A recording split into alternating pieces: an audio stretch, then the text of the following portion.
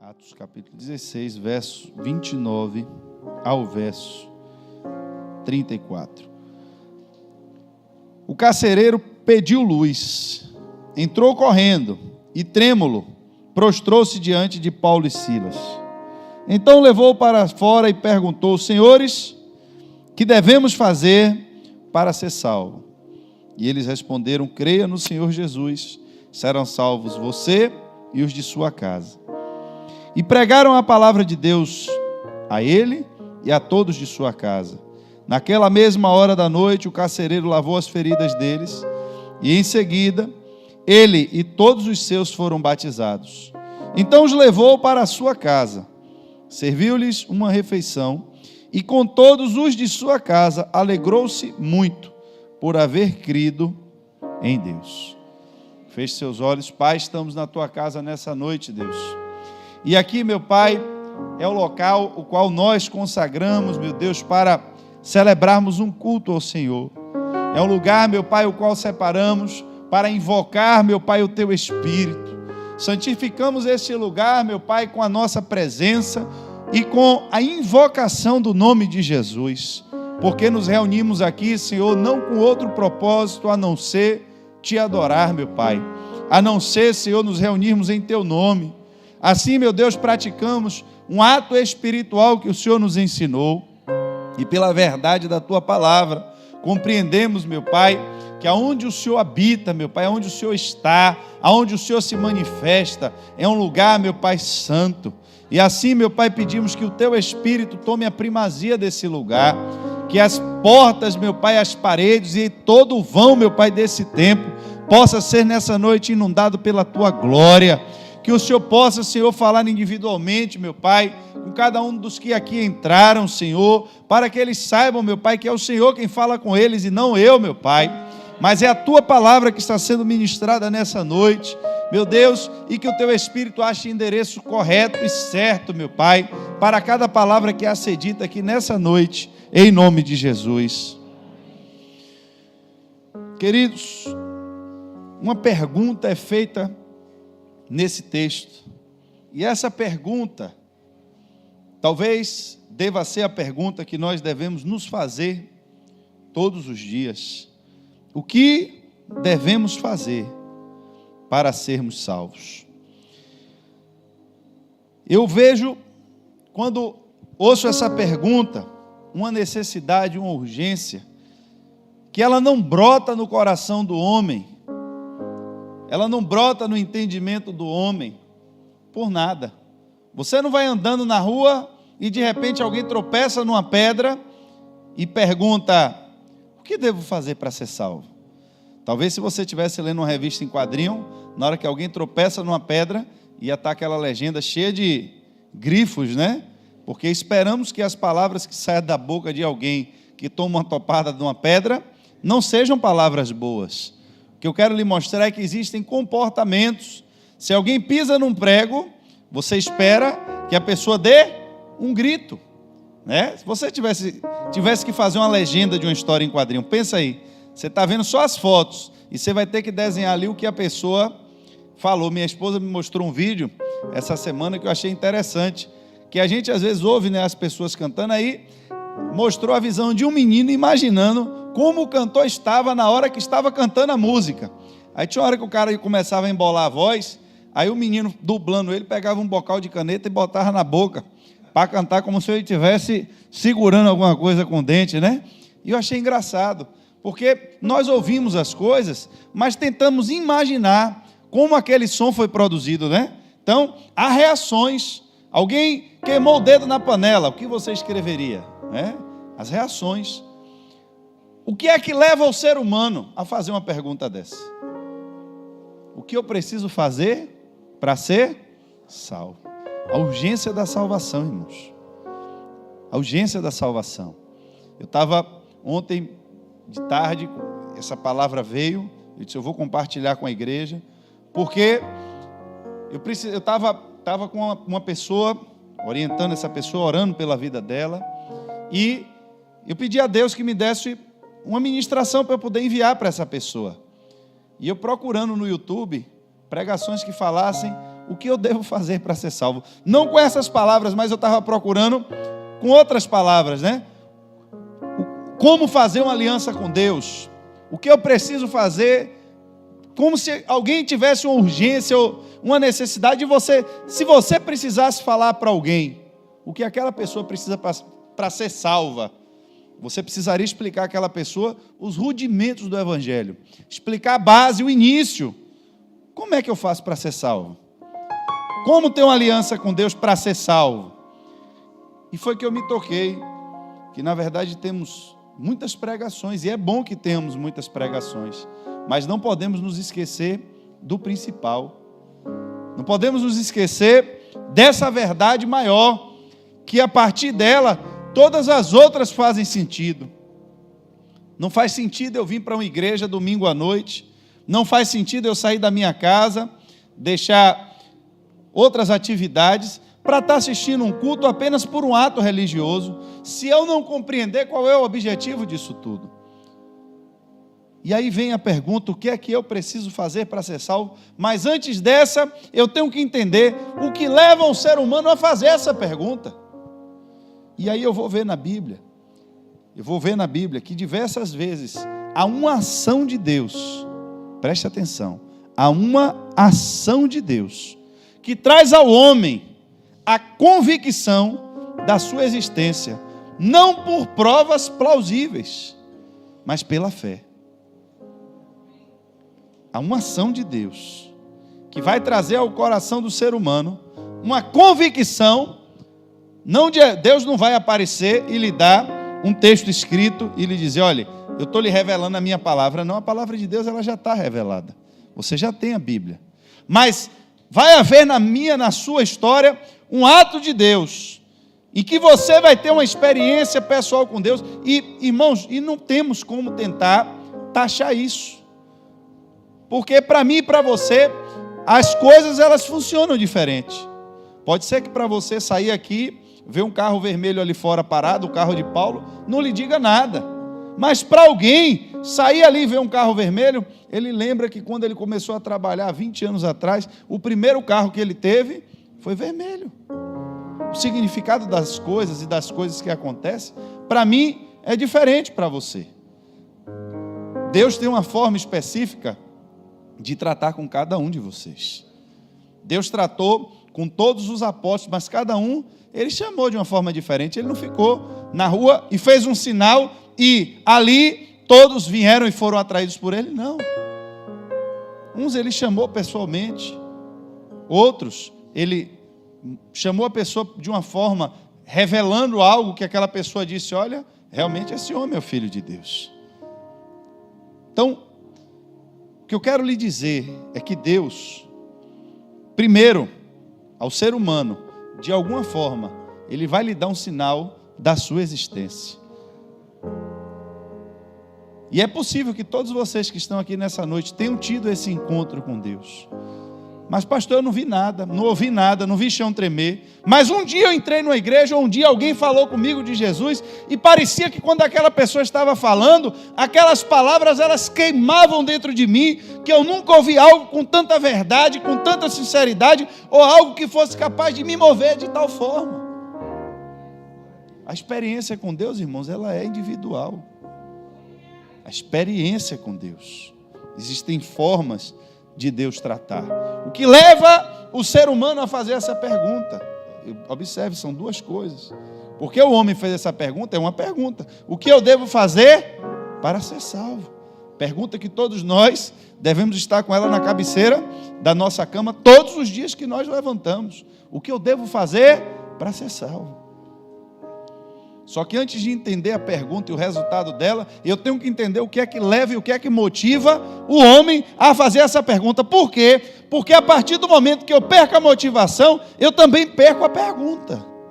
Eu só faço a pergunta enquanto eu estou motivado pelo mesmo Espírito que me fez uma vez fazer essa pergunta.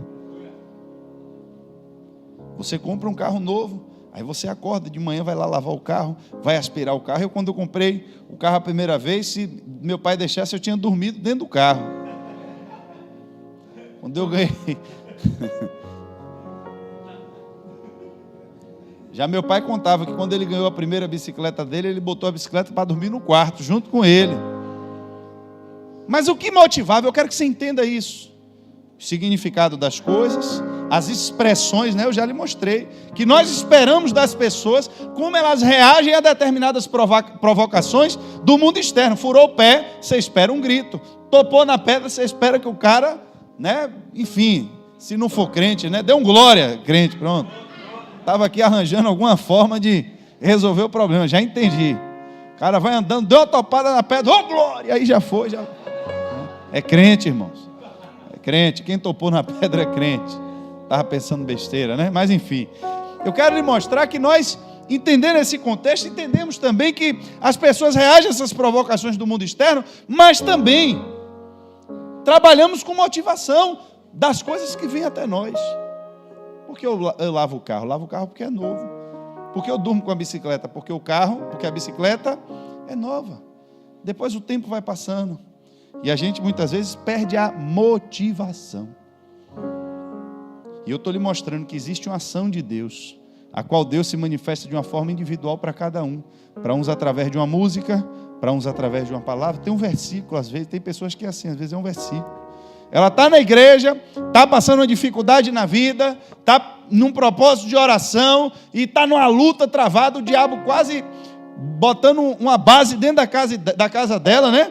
E construindo ali, a pessoa vivendo um inferno mesmo dentro da sua vida, dentro do seu trabalho, na sua vida sentimental, qualquer lugar que seja. Mas ela entra ali agora em um processo e começa a orar a Deus e não sabe se Deus está ouvindo a oração, como a gente falou aqui na quarta-feira, né? Que para Deus nada é impossível, mas eu não sei se Deus está agindo em meu favor, porque eu sei que se Ele agir, para Ele nada é impossível, mas como ter a convicção de que Ele está agindo, né? E aí você vem para a igreja, e aí quando você vem, alguém chega para você e lhe diz um versículo. A pessoa pode lhe falar o versículo até despretensiosamente, mas para você, aquele versículo, aquela música, tem uma forma individual de Deus falar com você. Da mesma forma com que Deus, Ele fala com aquelas pessoas, a Bíblia diz que a própria natureza, ela dá testemunho da existência de Deus. E para cada um, Deus dá um despertar diferente. Uma prova inequívoca da existência dEle. Não foi diferente com aquele carcereiro. Aquele carcereiro, ele viu algo que chamou a atenção dele e levou ele para fazer essa pergunta. Se você tentasse pegar o apóstolo Paulo para pregar o evangelho para ele, o que você diria a ele? Como você pregaria para ele? Você ia para dentro das escrituras pregar para ele? Ah, pastor, eu ia ler a carta de Romanos. Ei, quem escreveu a carta foi ele, meu filho. É antes. Você não pode usar nada que está de João para frente. Nada. Só use o que está de João para trás. Como é que você prega para ele? Não, meu irmão, apareceu um homem aí chamado Jesus. Um homem? Ei, peraí. Conversa é essa? Se Deus disse, somente ao teu Deus adorarás e somente a Ele prestarás culto. Como é que aparece um homem agora querendo que a gente adore Ele? Você já pensou nisso? Você quer dizer que você é seguidor dele também, né? Se você chegasse para pregar ele aceitasse Jesus, você se armou. Mas se não aceitasse, você já sabia que o couro ia comer e você ia morrer. Quem estava disposto a pregar para o apóstolo Paulo? Mas, olha, não foi nem a carne nem o sangue que lhe revelou. Só não vai falar de novo, porque você viu que o cara foi falar demais e a segunda veio da carne, né? Então, é melhor parar na primeira. Mas é exatamente isso, irmãos. Na teoria, não tinha como você tentar convencer um cara que nasceu ali, que ele tem fundamentos na palavra do próprio Deus para justificar a fé e a crença dele, embora fosse uma fé, uma crença e uma fé baseada apenas em palavras. Ele não tinha as marcas que ele diz depois. Eu quero agora que você venha tentar me convencer do contrário. Venha agora tratar comigo de verdades, porque eu carrego em mim as marcas de Cristo. A vida dele, a alma dele, o espírito dele já estava tão marcado por Cristo adiantava mais você tentar fazer nada. Porque aquilo não era uma ideia, não era uma filosofia, não era um entendimento baseado em palavras. Ele agora tinha uma convicção. Que veio de quê? Da onde surgiu isso? Ora, um homem que foi criado a vida inteira em uma religião que você vê uma extensa redação feita na Bíblia no Velho Testamento, combatendo de forma veemente a idolatria. Se tinha uma coisa, meu irmão, que Deus detestava e que está lá batendo de forma pesada, vai ver o Velho Testamento, é com idolatria. Irmãos, Deus odeia a idolatria. Para Deus a idolatria é como um pecado espiritual de prostituição, de adultério. A desonra que Deus sente é como se fosse uma traição de um homem para uma mulher, ou de uma mulher para o homem, tanto faz. Mas para Deus a desonra é nesse nível. Pecado da idolatria. Aí agora começa um bocado de gente dizendo que um homem é Deus. Que um homem é filho de Deus e que deve adorar esse homem agora. Que deve invocar o nome de um homem. Eu lhe pergunto nos dias de hoje, se alguém chegasse aqui e dissesse, meu irmão, apareceu aí agora um homem, e vou dar um exemplo, né? O irmão Colossal fundou um novo reino aqui, uma nova igreja, e agora diz que a gente não é para orar mais pelo nome de Jesus, não, é para orar pelo Colossal. Eu quero só saber a sua reação. O que é que você pensaria sobre isso? Você aceitaria numa boa? Não, realmente é de Deus, né? O Colossal, vamos lá, para a nova igreja do Colossal. Aqui, irmãos, entenda. Eu quero só lhe mostrar, lhe confrontar dentro das suas próprias convicções, que você já tem dentro de si, você já tem dentro do seu coração, dentro do seu entendimento, um mecanismo de defesa aí pré-acionado, que se alguém lhe falar qualquer coisa que não envolva aquilo que você já conhece, você já cria uma resistência natural. Como pregar para um homem agora, totalmente avesso à idolatria, um homem altamente religioso, um homem totalmente zeloso e dedicado à sua religião, que ele aprendeu a vida inteira que Deus era um só, ensinaram a ele a vida inteira isso, Deus é um só existe um Deus, e só esse Deus que você deve adorar. Irmãos, ele cresceu ouvindo isso, ele viveu a vida dele baseada nisso, a lei que ele tinha na mão dizia isso. Para você que já pegou mastigadinho que um pode ser três, dentro de uma visão espiritual, meu irmão, tenta explicar isso a alguém. Como é que um pode ser três? Como é que um pode ser três?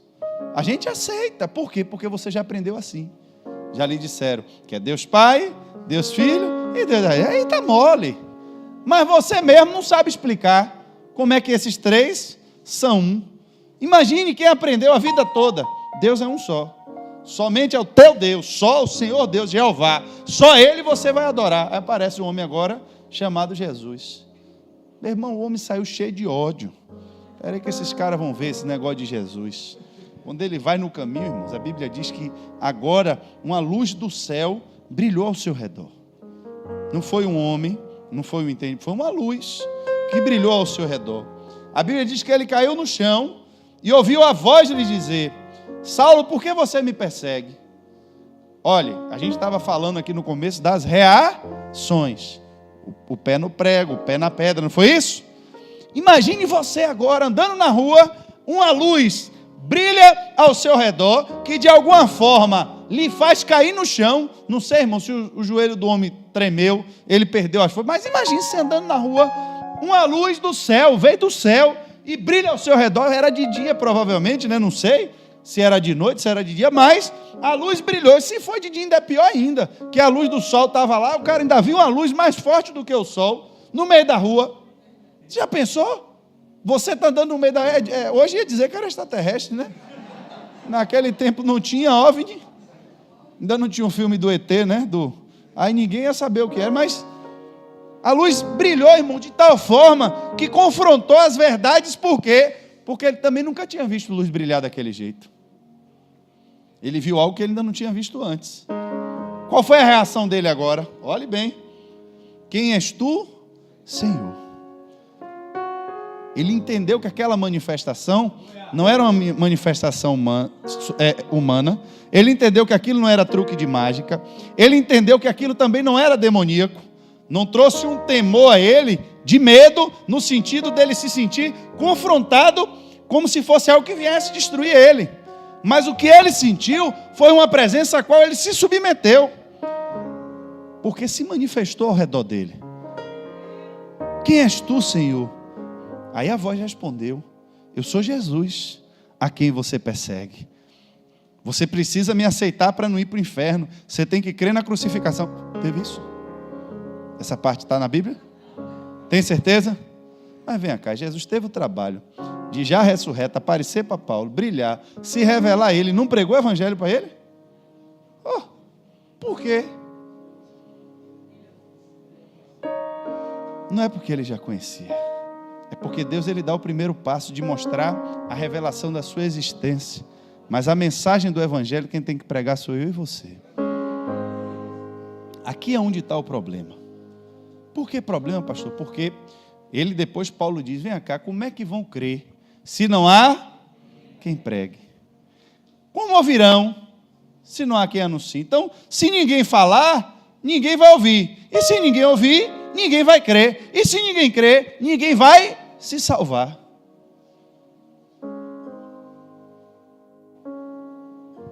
Ali, agora esse Paulo, ele teve essa visão. E ele creu que vinha da parte de Deus.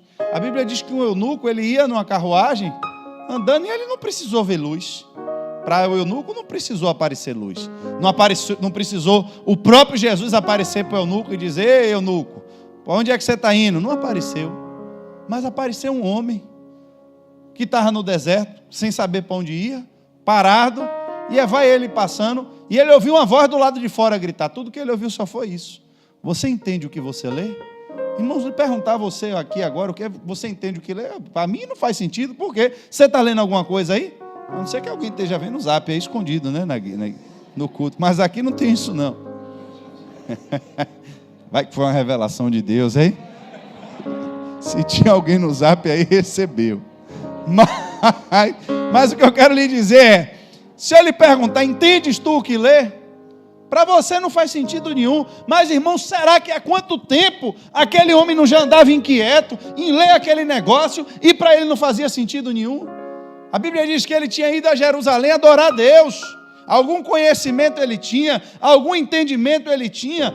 Há quem diga que aquele eunuco, ele era descendente do rei Salomão, de uma geração que veio porque Salomão teve muitas mulheres, inclusive um etíope. Então, há quem diga que o conhecimento que ele veio era difundido pelos ensinamentos ainda que foi dado a Davi. Ele sabia sobre o templo, sabia sobre Jerusalém, mas tinham coisas agora que aconteceram nesse tempo, revelada pelo profeta Isaías, que ele não entendia nada. Ele teve acesso à Escritura, mas não teve revelação. E para ele, o que importava agora não era só crer, porque crer, ele já tinha essa fé, ele já cria em Deus, já tinha ensinado isso a ele também, mas algo na Escritura não batia com a realidade, e ele olhava aquilo e dizia, o que é que será que esse profeta quer dizer? Alguém passa na rua e só pergunta isso, você entende o que você lê? O homem manda parar tudo, porque alguém falou exatamente o que eu precisava ouvir. Manda esse homem subir aqui. E aí ele pergunta, meu filho, me explique aqui. Porque como é que você sabia que eu estava lendo, e o que é que eu estava lendo, que se eu não estava entendendo? Mas o que esse profeta está falando aqui? Porque eu quero entender, o problema é que eu não consigo. Mas o que ele está dizendo aqui? É sobre ele? Ou é sobre alguém? Aí, meu irmão, a Bíblia diz que aí o Espírito de Deus começa a falar através de Filipe. E vai explicando ao homem todo o processo da vida de Jesus. Irmãos, não precisou luz. Não precisou voz, não precisou queda, mas precisou de Filipe agora para ensinar. Observe, a ação do Espírito foi quando impeliu Filipe a perguntar, entende você o que lê? O homem parou, mas agora Filipe entra em ação para explicar a ele os últimos acontecimentos, a história de Jesus. Filipe estava apto para falar daquilo que ele viveu, Filipe estava apto para ensinar aquilo que nos últimos dias tinha permeado a vida dele, como esperei o homem, quando termina de falar, dizer: meu irmão, para tudo aí que eu quero já ser batizado. Olha o nível de entendimento que aquele homem atingiu.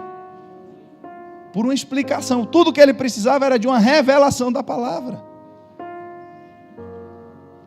Aquele carcereiro, ele viu quando aqueles homens chegaram, porque foram acusados de perturbação na cidade. Não sei se ele presenciou o momento em que eles caíram no pau, porque Paulo e Silas, irmão, foram açoitados como marginais, como malfeitores.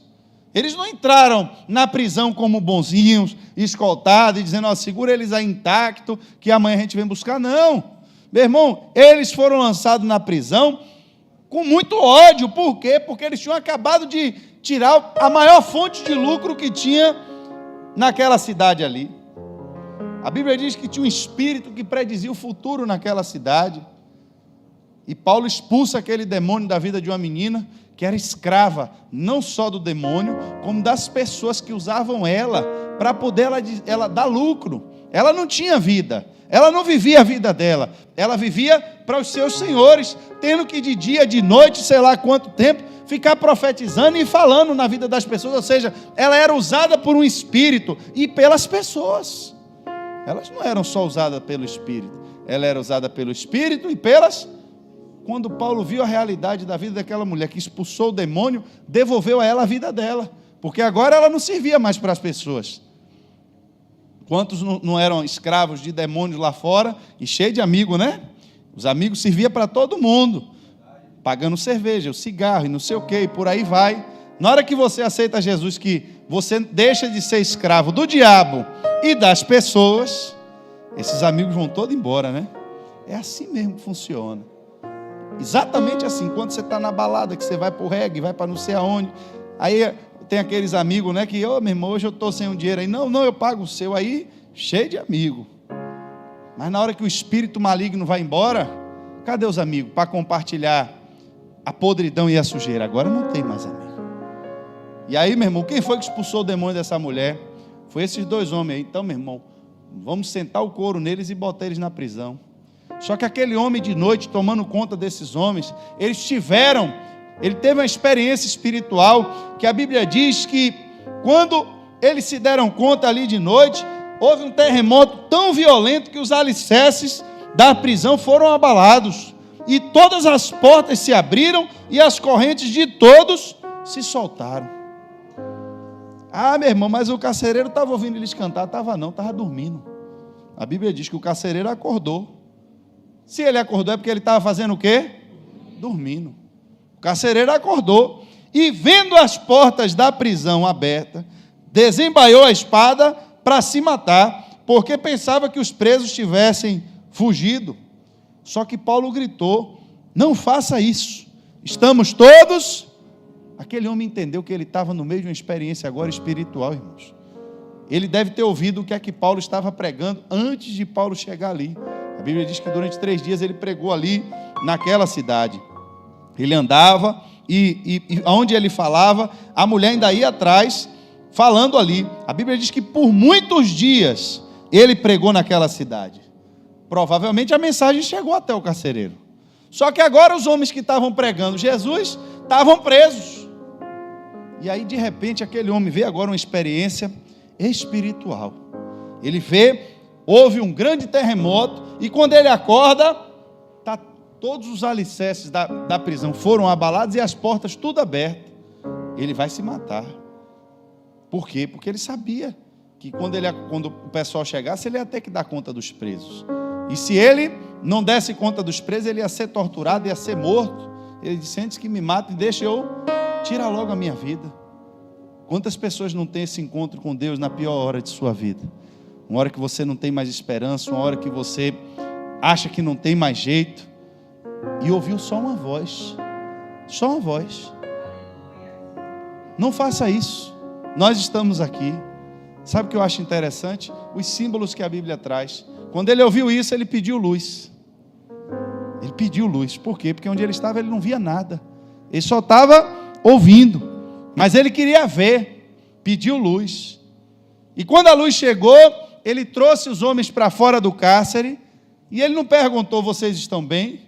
Ele não perguntou, o que é que eu posso fazer para ajudar vocês? Eu acho que seria, talvez, a pergunta intuitiva mais óbvia. Se você está tomando conta dos prisioneiros, achou que o prisioneiro fugiu, e os prisioneiros foram bonzinhos, né? Ficaram lá dentro, mesmo com as portas tudo abertas, ele ia sair, você ia perguntar a ele, o que eu posso fazer por vocês? Já se deram conta disso? A pergunta que ele fez não foi em relação a o que ele podia fazer por eles, mas era agora em relação ao que ele precisava fazer para ser salvo. Um nível de revelação espiritual que chegou àquele homem, que produziu nele uma reação que não é uma reação comum, não é uma reação esperada, não é uma reação que vem para o ser humano e que ele todo dia anda na rua perguntando o que é que eu preciso fazer para ser salvo. Mas a experiência e o contexto em que ele estava, quando ele viu o que aconteceu, como aconteceu, algo urgente brotou no coração dele e disse: o que esses homens pregam é verdade. E se o que esses homens pregam é verdade, eu estou correndo um sério risco, porque eu ainda não estou salvo. A presença de Deus, irmãos, deve ter inundado aquele lugar de tal forma. Aquele ambiente se transformou em um ambiente espiritual, que aquele homem foi impactado pela presença de Deus ali, que tudo que gerou agora no coração daquele homem foi um desejo de salvação. Mas o mesmo Deus que fez tremer, que fez as portas se abrirem, não apareceu mais para pregar para aquele homem. Quem teve que pregar agora para eles? Paulo. Porque existe um evangelho que é mais urgente. Existe um evangelho que ele traz para nós um confronto de uma verdade que precisa estar latente no nosso coração. Que assim como eu creio que Deus existe, assim como eu creio que Jesus existe, eu preciso entender que eu preciso também fazer algo para ser salvo. Porque se eu não precisasse fazer nada, Paulo teria dito a ele: o que eu preciso fazer para ser salvo? Paulo ia dizer: não precisa você fazer nada. Mas a resposta não foi essa. A resposta foi: creia no Senhor Jesus. E você e a sua família, e se você e sua família, daqui a pouco eu entro num parêntese para lhe explicar. Mas eu quero que você entenda o que ele disse. Creia no Senhor Jesus Cristo e você será salvo. O que eu preciso fazer para ser salvo? Eu estou vendo que há uma manifestação de Deus aqui nesse lugar. Aquele homem ele não estava em Jerusalém, aquele homem ele não era judeu, aquele homem não conhecia a história dos profetas, mas aquele homem entendeu pela presença de Deus que estava naquele lugar e pela forma como Deus se revelou ali naquele lugar, que agora ele estava perdido e que ele precisava ser salvo. Não foi Paulo que precisou pregar para ele, insistir para ele ser salvo. Era ele que queria saber agora o que ele precisava fazer para ser salvo. Ah, pastor, mas eu creio em Deus. Aí fora está assim, ó, de gente com esse sentimento. Tá fácil demais, né? Está aqui, crê no Senhor Jesus e você será? Ah, pois bem, eu creio no Senhor Jesus. Romanos 10, no capítulo 8, capítulo 10, do verso 8 ao 10, vai dizer assim, ó: na verdade diz, a mensagem está bem perto de você e está em seus lábios e em seu coração. E essa mensagem é a mesma que anunciamos a respeito da fé, que se você declarar com a sua boca que Jesus é o Senhor e crer em seu coração que Deus o ressuscitou dos mortos, será salvo. Pois é crendo de coração que você é declarado justo, e é declarando com a boca que você é salvo. Ah, pastor, então quer dizer que se eu falar com a boca que eu creio que Jesus é o Salvador e crer em Jesus, então eu estou salvo. Bom, basicamente é isso. Assim como o médico, quando chega para alguém que está lá com problema de hipertensão e diz: olha, se você não comer sal, você está salvo. Aí o cara pega o saleiro em casa e joga fora. Eu não compro mais sal na minha casa, mas come biscoito, água e sal. O que foi que o médico disse? Que ele não pode comer? Não, sal, nunca mais eu boto uma colher de sal na boca. Eu quero saber quem foi o dia que você entrou na casa de alguém, que você viu alguém pegando uma colher de sal e botando na boca. Estão entendendo o exemplo? Mas não é isso que o médico diz? Você está com hipertensão lá, a pressão pipocando, o médico diz, meu irmão, você não pode mais comer? Não, então para mim está resolvido, eu nunca comi sal puro mesmo. Porque a gente não pode, irmãos, entender as coisas com essa literalidade. Porque você pensa isso, aí eu vou jogar o saleiro de casa, não vou comer mais o sal, vou pegar na boca, não vou comer o sal. O problema não é comer o sal puro. O problema é você entender o que é feito, que o sal está dentro. O problema está aí. O problema não é abrir sua boca e dizer, eu creio em Jesus. Eu creio que você acredita mesmo, eu sei que você acredita. Esse é o saleiro, né? O saleiro é moleza. Eu quero saber no meio das suas ações, das suas atitudes, no meio do seu dia a dia, no meio da sua vida, no meio da sua forma de viver, como é que você expressa a crença que você tem em Jesus. Aí é onde está o problema. Pastor, o senhor está pregando heresia? Estou. Então, se eu estou pregando heresia, é você que está dizendo que todos os demônios vão ser salvos. Você escolhe quem está errado aí ou quem está certo. Acho que o senhor está pregando negócio, como é que a Bíblia diz uma coisa e o senhor diz outra. Então vamos ver o que é que Tiago 2, do 19 ao 20 diz. Tiago diz assim, você diz que crê que é o único Deus. Muito bem, porque até os demônios creem nisso e tremem de medo. Quanto insensatez, vocês não entendem que a fé sem as obras é inútil? O que é que Tiago está dizendo? Será que você não está entendendo que eu não estou dizendo que é para você meter a colher no sal e jogar uma colher de sal na boca? Não é disso que a gente está falando. O que a gente está falando é as obras. É sobre obras agora que a gente está falando. É sobre as obras que ou seja, o que são as obras? As obras é o feijão que eu vou fazer. Eu não posso comer sal. O saleiro está ali, a colher está ali. Eu não vou comer o sal. Mas na hora que eu for fazer o feijão, eu vou pegar uma colher de sal e vou jogar dentro. Eu vou ver mais o sal? Alguém chega na minha casa para comer o feijão e está vendo fisicamente com os olhos o sal? Não. Mas se eu comer aquele feijão todo, eu moro sozinho, fiz uma panela de feijão e botei 5 colheres de sopa de sal no feijão.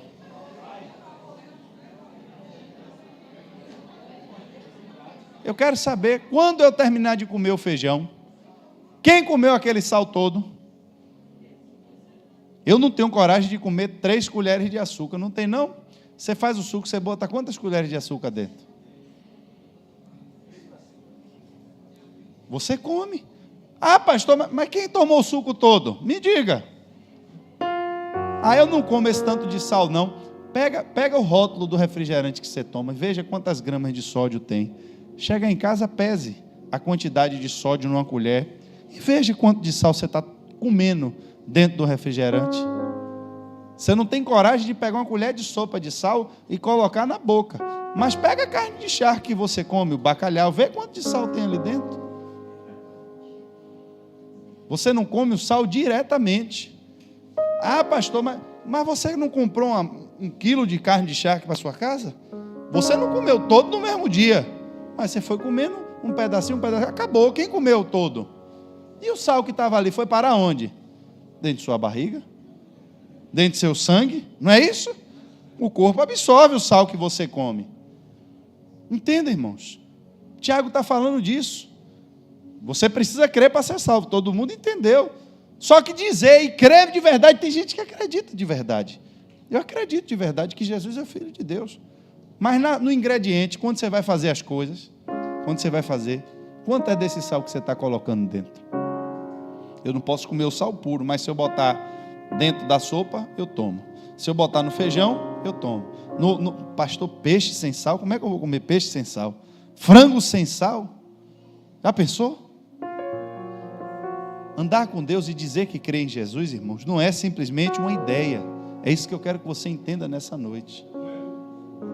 Não é simplesmente, mas tem gente aí fora que nem acredita em Jesus, irmão, esse é pior ainda. Mas até o demônio diz que crê, está aqui. Ele crê na existência e sabe que Jesus é Filho de Deus, ele sabe. Quando o gadareno se deparou com ele, disse o quê? Filho do Deus, por que você veio me confrontar antes da hora? Então o demônio é crente? É crente. É crente. Infelizmente, o demônio é crente. Mas ele não obedece, aqui é que está o problema. Ou seja, por mais que ele crê em Jesus, nos ingredientes que ele usa, nunca tem Jesus em nada. Aí o diabo vai fazer a cachaça, na cachaça tem Jesus? Não. Aí o diabo vai fazer a prostituição, na prostituição tem Jesus? Não. Aí o diabo vai fazer o adultério, no adultério tem Jesus? Não. Cocaína, e na cocaína? Também não.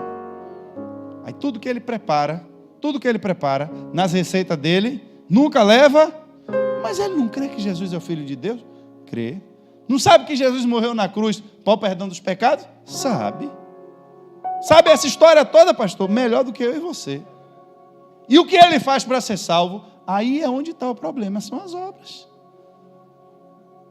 Crer no Senhor Jesus Cristo, será salvo tu e a tua casa. E o que é crer no Senhor Jesus Cristo? O que eu preciso fazer para ser salvo? Precisa crer no Senhor Jesus Cristo. E o que é crer no Senhor Jesus Cristo? Não é simplesmente acreditar que Ele é Filho de Deus, porque isso até o diabo faz. João 5:24,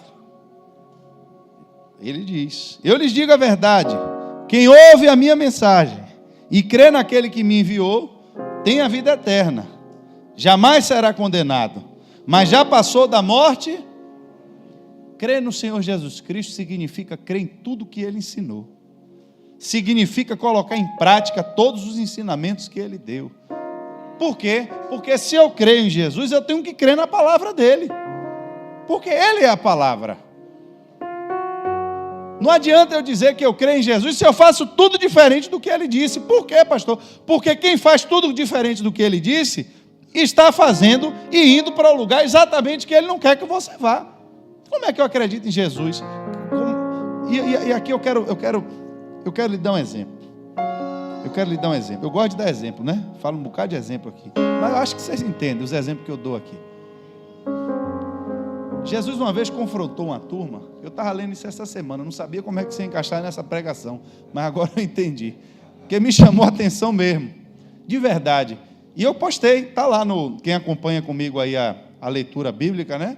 Eu postei lá, está postado nesse dia. Jesus, ele chega no lugar, aí aparece um aleijado.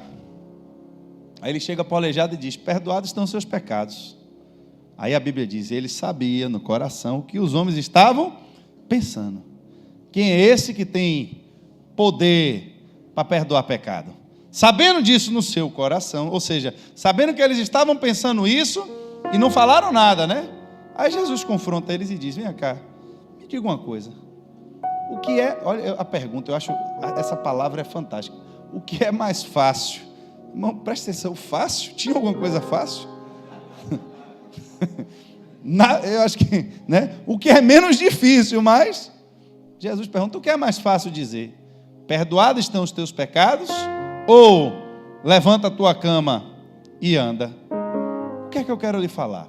Quando nós temos que manifestar coisas concretas, coisas que as pessoas vão ver, para a gente é muito mais difícil. E preferimos, às vezes, nos apegar às coisas supostamente espirituais. Espiritualizar tudo. Por quê? Porque espiritualizando tudo, a gente está dentro de uma dimensão que ninguém pode palpar. Se eu lhe disser nessa noite: olha, eu estou vendo aqui o anjo construindo para você uma casa no céu. Receba essa revelação. Você recebe?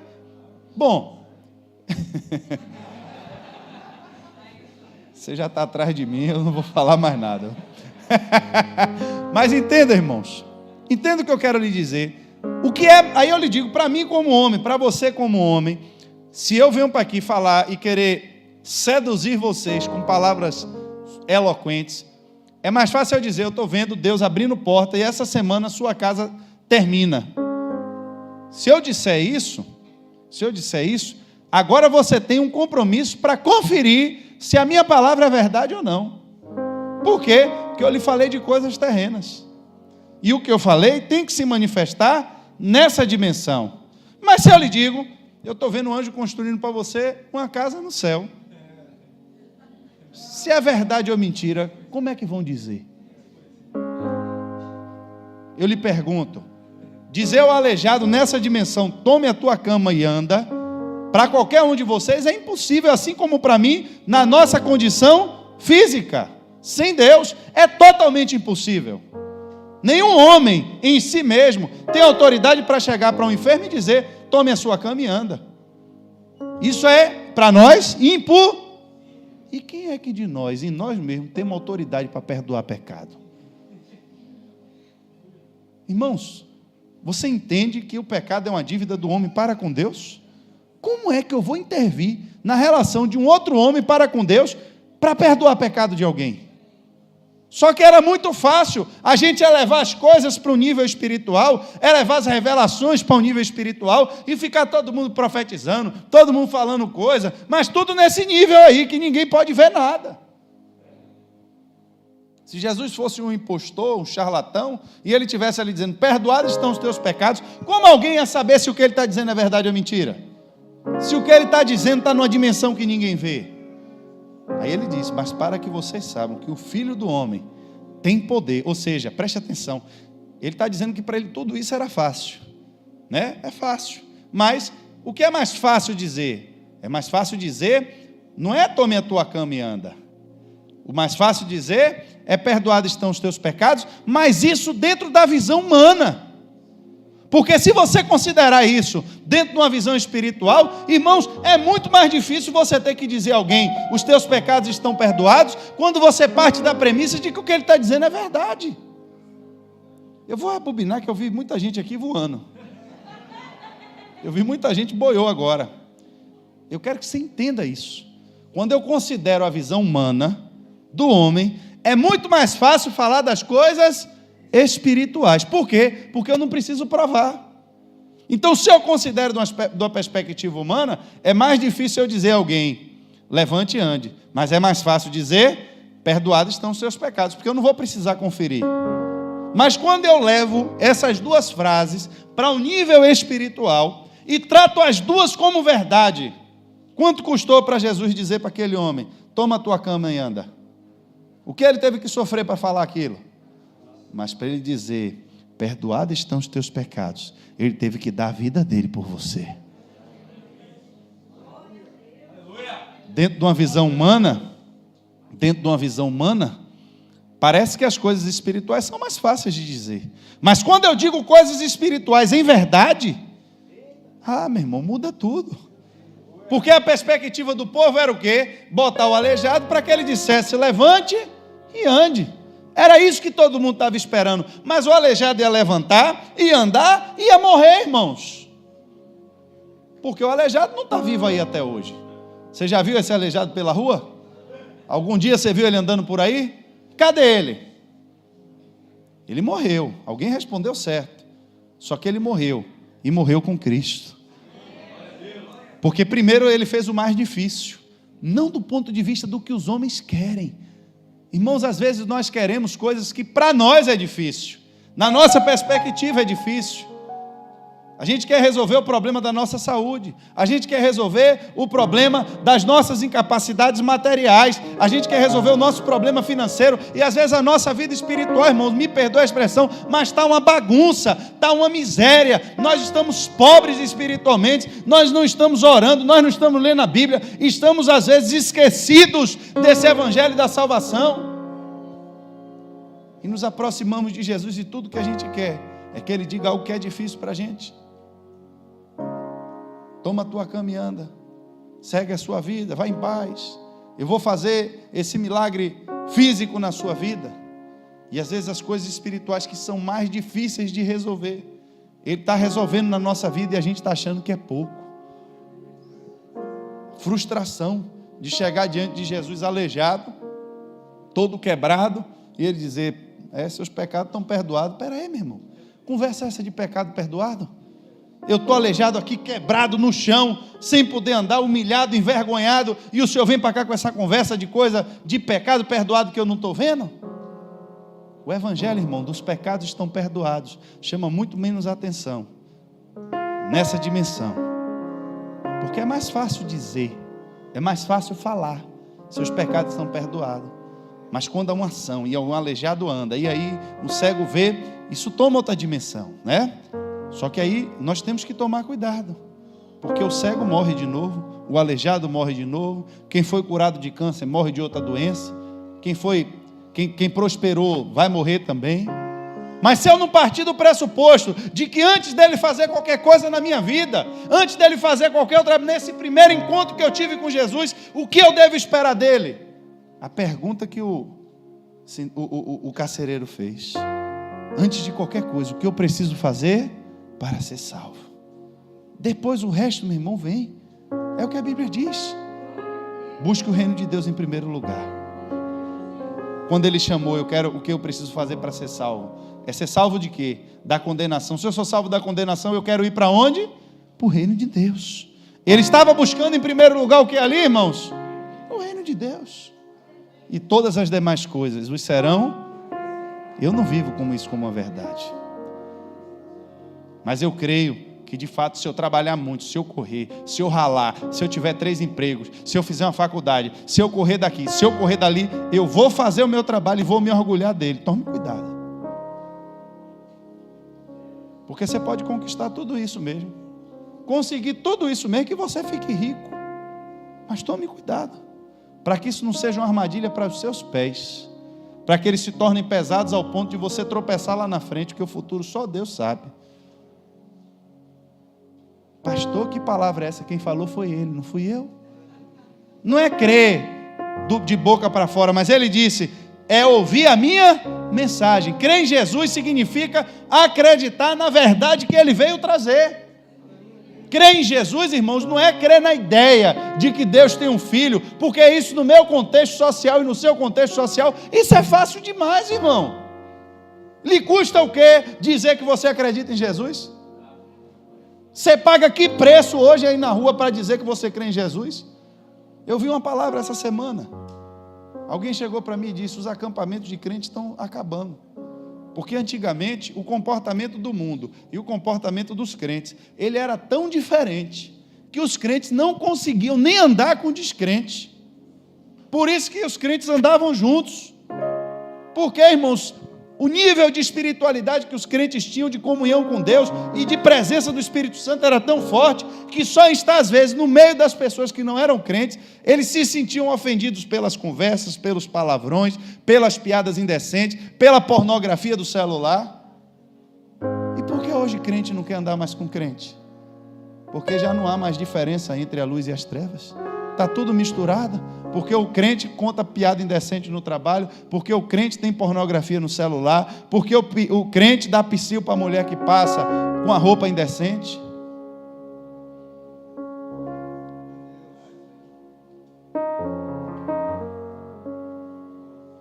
Porque o crente não confia mais em Deus como seu provedor, mas confia agora no seu trabalho, confia agora na sua inteligência, confia agora no seu braço. E as coisas de Deus não estão ficando mais em primeiro lugar. Você está no comando da sua vida.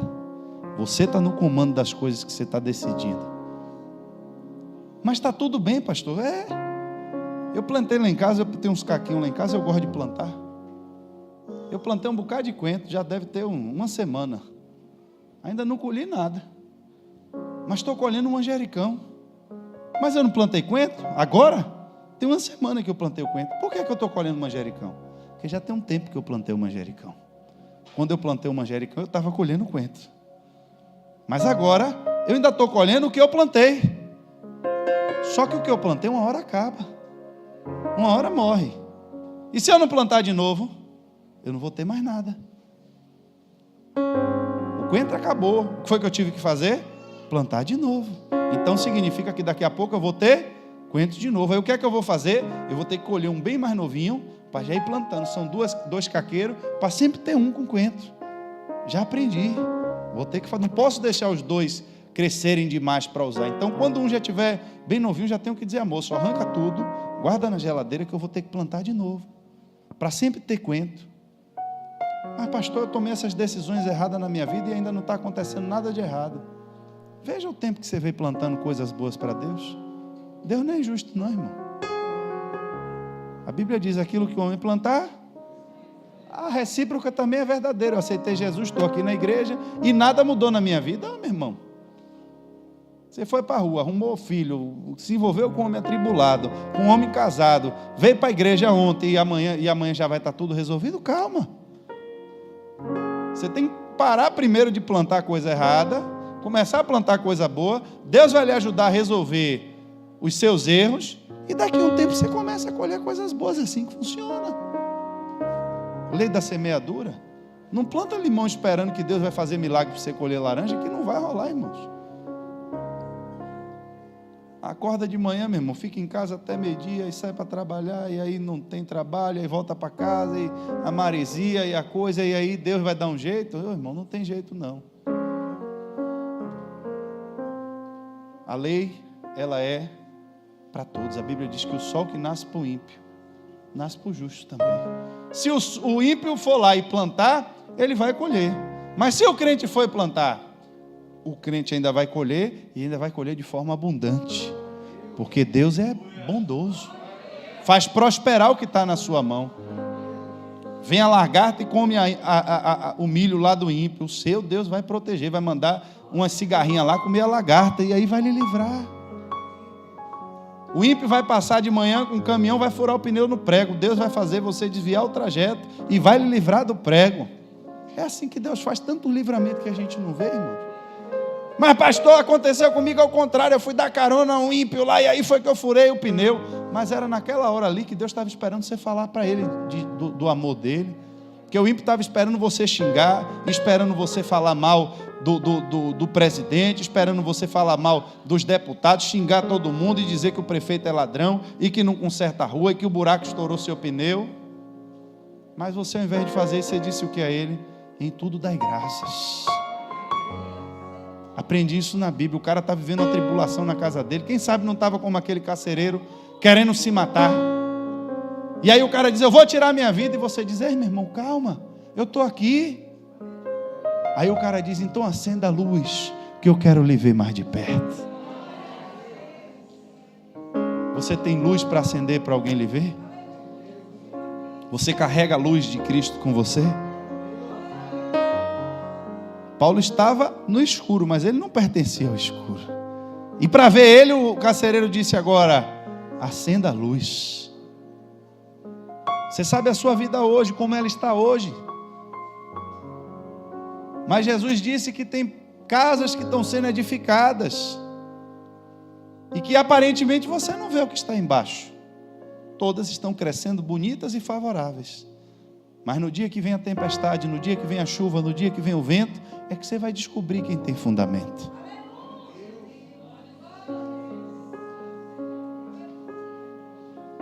Eu fiz a obra de Deus, me dediquei a Deus. Irmão, Deus não fica devendo nada a ninguém. Você vai ser abençoado, você vai prosperar, você vai colher o que você plantou. Mas cuidado para quando acabar o seu crédito, você não está com a conta vazia e zerada, para você não ficar devendo ao banco. Quer crer em Jesus, irmão? Quem crê em Jesus, o que foi que fez? É só você olhar a Bíblia. Pedro, vamos para o mar, bora? Joga a rede aí, meu filho, para o lado direito. Olha, senhor, o senhor está brincando com a gente, né? A gente passou a noite toda aqui pescando. Meu filho, vamos, porque é o senhor que está dizendo, eu vou. Quando o homem jogou a rede, que viu o milagre, ele disse: isso aqui não é normal.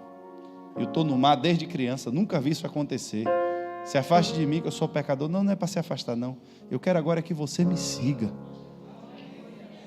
Você crê o suficiente em Jesus para abrir mão de sua casa, de sua família, de seu emprego, para seguir um jovem de 30 anos que você não conhece? Isso é crer em Jesus. Quer que você tenha? Eu tenho um emprego. Você faz o quê? Eu sou coletor de impostos. Mas você tem um ministério. Você abandonou seu ministério. Você está com um nome aí que não é o seu. Está levando uma identidade que não é a sua. Você sabe para que foi que Deus lhe chamou. Você sabe qual é a unção que está sobre a sua vida. Você vai resistir aí nessa coletoria de impostos até quando? Está dando dinheiro, está dando lucro, está dando visibilidade, mas Deus já mandou sair daí. Lhe chamou pelo seu nome. Me siga. Isso é crer em Jesus. Quem creu em Jesus, irmãos, Zaqueu, desce depressa, eu quero ir para a sua casa. precisou lhe dizer mais nada. Olha, Senhor, se eu defraudei alguém, eu estou devolvendo. Eu quero restituir.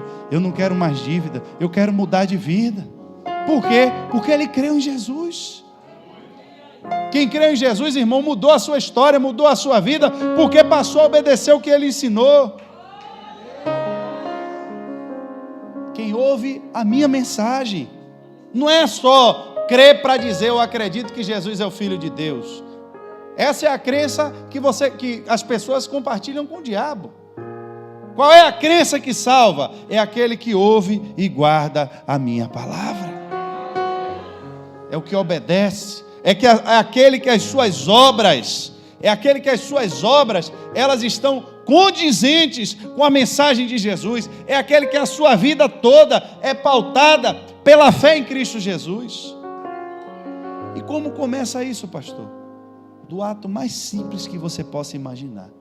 Quando você levanta a sua mão e diz: eu creio que Jesus é o Filho de Deus. Não da boca para fora, mas é por isso que a Bíblia disse: com a boca confessares e no coração creres. Se você fizer isso, a coisa começa a acontecer, começa a gerar. E aí, meu irmão, é só crescimento, se você não interromper esse processo. Pedro sai na rua, começa a pregar. Depois que ele prega, fala da palavra de Deus, as pessoas perguntam a ele: o que nós devemos fazer? A Bíblia diz, as palavras dele, isso está em Atos, capítulo 2, do 37 ao 39. As palavras partiram os corações dos que ouviam, porque começou um negócio estranho. Primeiro achou que todo mundo estava bêbado. Como é que esses caras, 1h da manhã, todo mundo já...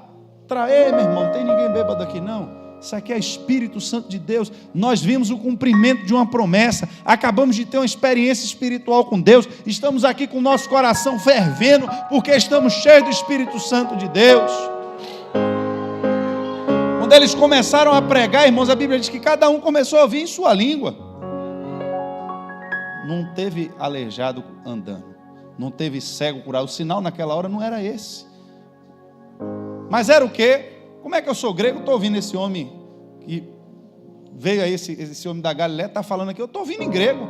E você veio de onde? Rapaz, eu vim de outro país aí também, estou ouvindo em árabe aqui ele pregar, mas é o mesmo homem, como é que ele pode? Ferramenta de idioma espiritual. O homem pregava em uma língua e cada um ouvia na sua. Eles já entenderam, irmãos, que o ambiente ali era espiritual.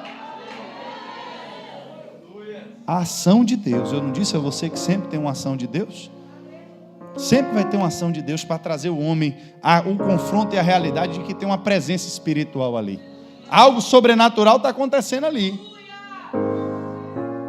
Mas depois que a experiência espiritual veio, irmãos, não podemos viver só de experiência espiritual. Não podemos viver só de roda-roda, só de gira-gira. Já viu? Já aconteceu? Já entregou a profecia? Agora vem o quê? Agora vem palavra, meu irmão.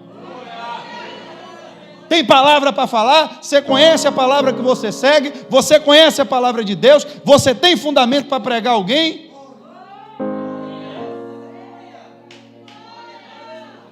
Não é só negócio de emoção, não. Ô, meu irmão, a presença de Deus está aqui, sim. E agora, faz o quê, Pedro? Ah, meu irmão, vocês estão lembrados do que o profeta falou? Aí tome-lhe Bíblia. É Bíblia. Quando terminou de falar todo o plano, aí agora, meu irmão, o que foi que as pessoas disseram? Coração ardendo. A palavra estava partindo o coração deles. Eles perguntaram: agora vocês têm que dizer o que a gente deve fazer. O que é que a gente deve fazer? Vocês devem se arrepender. Quer arrepender? Não é só acreditar. Acreditando, eu estou vendo que vocês já estão. Mas se vocês estão crendo que o que eu estou dizendo é verdade, se vocês estão crendo que essa é a promessa de Joel, se vocês estão crendo que Jesus de fato é o Filho de Deus, então agora pega a palavra que eu estou dizendo a vocês e mudem o comportamento de vocês. Se vocês estão andando para a direita, se convertam, virem para a esquerda. Vocês precisam fazer com que o que eu estou dizendo a vocês se torne agora uma verdade na vida de vocês. Porque é dessa forma que vocês vão alcançar o perdão dos seus pecados. Vocês vão ser batizados em nome de Jesus Cristo. e vão receber o Espírito Santo de Deus. Em João 8:51, e eu termino aqui, Jesus disse: eu lhes digo a verdade, quem obedecer ao meu ensino jamais morrerá. Quem obedecer ao meu ensino jamais morrerá. É simples para você explicar, irmãos, a quem nunca ouviu falar de Jesus. O que foi que lhe motivou a você crer em Jesus? Você tem que... eu nunca ouvi falar de Jesus. Eu estou dando uma hipótese a você. Entenda, alguém que nunca ouviu falar de Jesus. Se você pregar a mensagem do Evangelho e essa pessoa conseguir crer nisso, de verdade com o coração, e confessar com a boca, tenha certeza que ali já é uma obra e uma manifestação do Espírito de Deus. Porque não tem como um homem, na sua consciência e na sua lógica, compreender e chegar a essa conclusão de fé, que Jesus é o Filho de Deus, se não for pela revelação do Espírito de Deus, se não for por uma ação de Deus. Mas o que vem depois? E o que vem depois? Se você crê em Jesus, quem crê em mim, ouve as minhas palavras. Não é ouvir para ficar parado com o rádio escutando, não, irmãos. Ouvir é obedecer. Ouça sua mãe, é o que está dizendo a você. É para você colocar em prática o que sua mãe diz. Crer em Jesus não é simplesmente você ficar repetindo, dizendo: eu acredito, Jesus, no Senhor, resolva meu problema. Será que não é você que tem que dar um passo de fé? Será que não é você que tem que adequar alguma área de sua vida, que está ali irregular, que está ali em falta, ao que Ele quer para que Ele venha e interfira? Quando você estiver em mim e as minhas palavras estiverem em vós, aí vocês pedirei o que quiseres. Mas enquanto isso não for uma verdade, é só um ato de dizer: eu creio em Jesus. Por que você crê em Jesus? Porque você não crê em outro Deus? É só por isso? Porque você escolheu o mais bonito? Porque alguém lhe disse que esse é bom? Porque alguém lhe disse que funciona? Você crê com a boca, mas será que crê com o coração? A prova de fé que esses homens tinham que dar no tempo deles, para você entender o contexto do crer em Jesus, confesse com a sua boca: eu estou assinando a minha sentença de morte. Está disposto a morrer por Cristo? Está disposto a morrer por confessar que Jesus é o Filho de Deus? A sua convicção é mais forte do que a sua visão? Porque que você está vivo, você está vendo. Que você tem uma vida, você está vendo. Mas o que é mais fácil lhe dizer? Você quer morrer ou quer aceitar Jesus? Uma coisa se manifesta aqui, a outra só acontece no mundo do Espírito. E falar de verdades espirituais, confrontando com coisas materiais, irmãos, se olharmos apenas do ponto de vista humano, sempre é mais fácil dizer: eu quero aceitar Jesus. Então, se a discussão aqui for apenas espiritual, todo mundo aqui aceitou Jesus, todo mundo é crente, todo mundo quer ir para o céu. Por quê? Porque essas coisas só estão se manifestando lá. Só estamos falando do que acontece lá. Mas quando João Batista disse: você quer se arrepender? Então, meu irmão, se contente com o seu salário. O que eu creio lá tem que se manifestar aqui, para que você saiba que o que eu quero lá está começando aqui. Quer crer que eu tenho poder para perdoar pecado? Então vai começar manifestando aqui. Levanta, meu filho, e anda. E o aleijado levantou e foi embora. Se ele fez uma coisa que é impossível aos homens, é significado que o que está acontecendo no mundo do Espírito corresponde com o que está acontecendo aqui. Como é que está a sua comunhão com Deus? Eu não tenho como ver. Ninguém aqui tem como ver. Como está o seu coração com Deus? Ninguém tem como ver.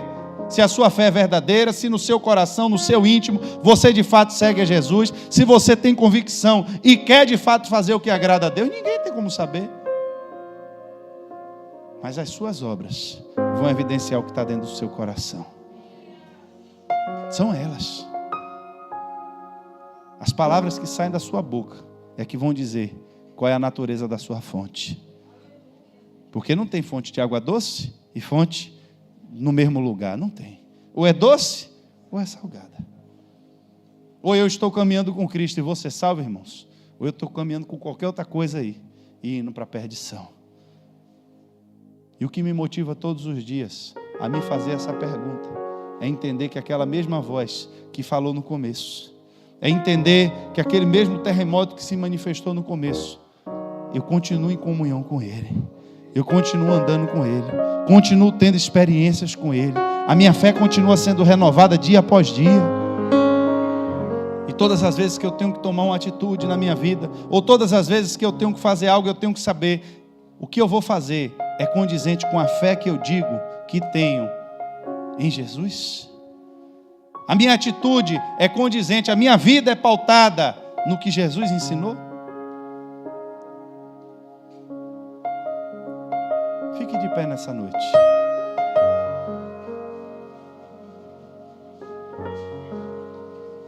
O que eu preciso fazer para ser salvo? Vamos para a igreja, mas eu? Não, irmãos. Tem uma palavra para dar a alguém? Pode ser que às vezes seja tarde para alguém chegar até a igreja. Ô, meu irmão, estou passando uma tribulação. Bora lá na igreja para o pastor orar por você. Minha filha está endemoniada. Eu vou chamar os pessoal da igreja para ir orar em sua casa. E você tem o que para dar? Ô pastor, mas eu olho para minha mão, só tem pão. 5 pães e 3 peixes é nada para alimentar uma multidão. Então está na hora de você levar o que você tem e entregar na mão de Jesus. Porque Ele não vai mudar o que está em sua mão. Ele vai multiplicar o que está em sua mão. Mas se você não pegar o que você tem, nunca colocar na mão dele, nunca vai acontecer. Mas eu não posso, eu não consigo. É verdade, você não pode, você não consegue. Mas se Deus abrir a sua boca, abrir o seu entendimento e abrir os seus olhos, você vai ver o que Ele vai fazer. Não é você. Ninguém diria que 5 pães e 3 peixes pode alimentar alguém. Mas se você permanecer com a boca calada e fechada, ninguém vai ouvir. Como Deus vai falar? Ele vai mandar o anjo abrir sua boca e lhe forçar a falar? Não. Às vezes você está no ônibus sentado do lado de alguém e Deus fala coisas com você, compartilhe. Mas você entra mudo e sai calado e não faz o que Deus mandou. Você tem pessoas às vezes em sua família que está vivendo uma desgraça, vou me separar, vou me divorciar, e você divorcia mesmo, porque esse homem é um cachorro. Esse é o conselho que você tem? Você acha que isso veio da parte de Deus? Estou brigando direto, meu irmão, com meu marido, não sei mais o que é que eu faço. Manda ele embora. Você crente dizendo isso? Será que você entendeu mesmo a sua fé em Jesus? Vamos para a igreja hoje. Não, meu irmão, hoje eu não posso não, porque hoje eu tenho prova de faculdade, hoje eu tenho não sei o quê, hoje eu tenho um turno à noite para trabalhar. Você trabalha em quantos empregos, irmão? Em 3. É mesmo, irmão? É. E faculdade, eu já estou fazendo uma faculdade nova e uma pós-graduação da faculdade anterior que eu... E se Jesus lhe perguntar, louco?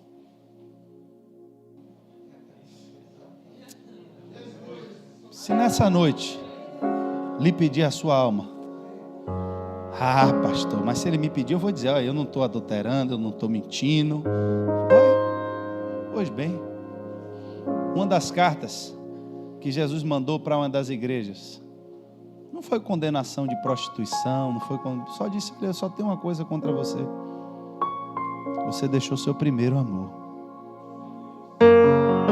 A salvação é baseada no amor. Você pode estar com o corpo aqui dentro da igreja, mas se seu espírito não tiver e o seu coração não tiver, vocês me honram com os seus, mas o seu coração ficou lá fora. Seu coração ficou em seus bens, seu coração ficou em suas conquistas. Para que você olhe para si mesmo e se orgulhe de você mesmo, do seu próprio esforço, de seus próprios méritos, e você ainda acha que está agradando a Deus dessa forma. Cuidado, irmãos, cuidado. Eu sei que a vida tem sido difícil para muita gente, mas a Bíblia também diz o que é que adianta você comer o pão de dores, acordar cedo, dormir tarde, porque Deus faz isso, irmãos, com aqueles que agradam a Ele, enquanto eles dormem. Você vai chegar lá, eu sei que você vai chegar lá, porque Deus não é injusto.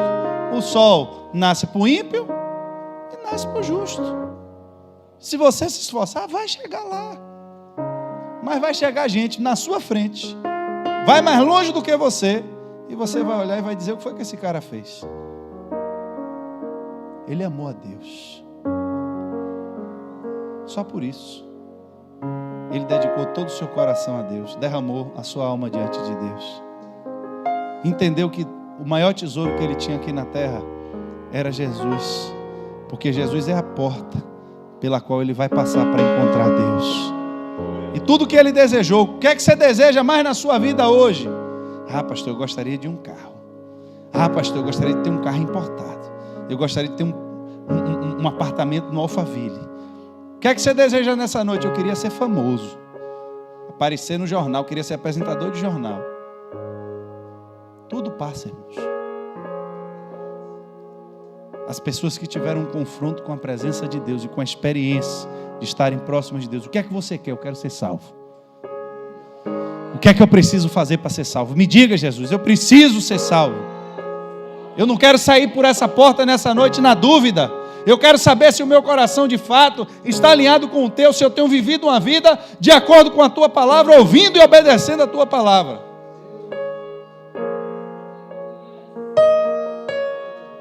Se não, irmãos, a pessoa está aqui dentro da igreja, está com amante, está pegando um homem casado, mulher casada, e está aqui dentro ouvindo a palavra.